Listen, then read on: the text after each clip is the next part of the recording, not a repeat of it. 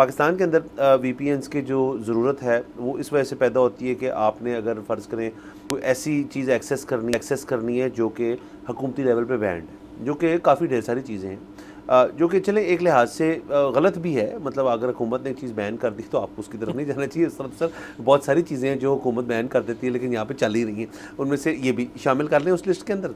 अच्छा, उसके साथ साथ जब से यहाँ पे ट्विटर एक्स जो है उसका एक सीन ख़राब हुआ है, उसके अंदर जो कंटेंट उसका जो है वो हमें हुकूमती लेवल पे वो कह रहे हैं हमें ठीक नहीं लग रहा, और ज़ाहिर है वो पूरा प्लेटफॉर्म बंद नहीं कर सकते क्योंकि हुकूमत उसको ख़ुद भी इस्तेमाल करती है। हुकूमत ने मतलब ये नहीं मैं कहूँगा ये कि सेल्डमली कभी कभार इस्तेमाल कर ली थी, बल्कि हुकूमत हर वक्त ही ट्विटर का किसी न किसी तरह इस्तेमाल कर रही होती है।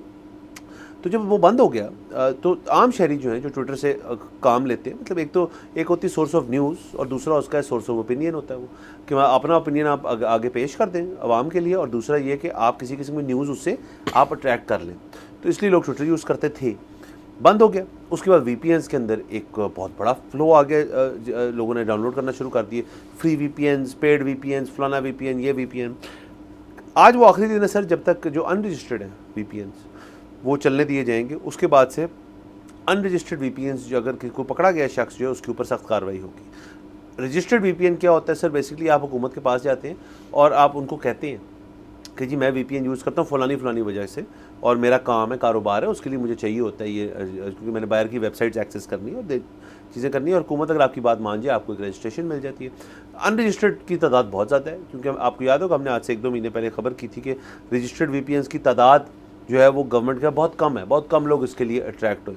सो गवर्नमेंट ने सर वही पॉलिसी अपनाई जो एफबीआर के अंदर भी हमें नज़र आती है और चीज़ों में होती है कि यार अगर आप ऐसे नहीं मानेंगे ना तो फिर हम ऐसे करेंगे। तो सर वो ऐसे वाला जो रूट है वो अब फाइनली होने को जा रहा है, जिसके अंदर अगर आपका वीपीएन रजिस्टर्ड नहीं है तो आप पे सख्त कार्रवाई होगी।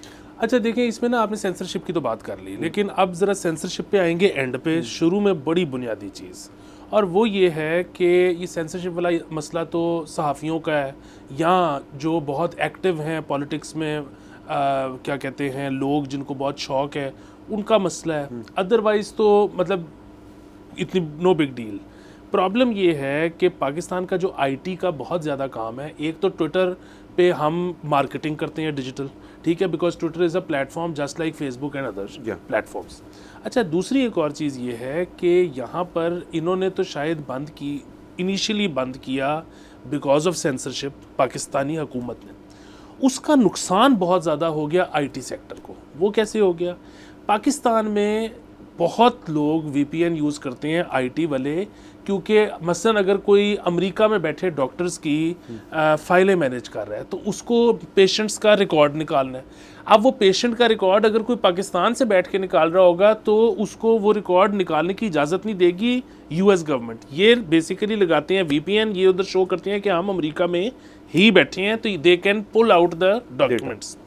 इसी तरह बहुत सारे काम हैं, उनके डिश टीवी लगानी है, उनके मोबाइल, उनकी आपने बैंक्स के अगर आप उस पे हैं, कॉल सेंटर पे हैं, आप कुछ भी हैं, आपको वीपीएन चाहिए। सब्सक्राइब करें और बेल दबाएं ताकि कोई खबर रह न जाए।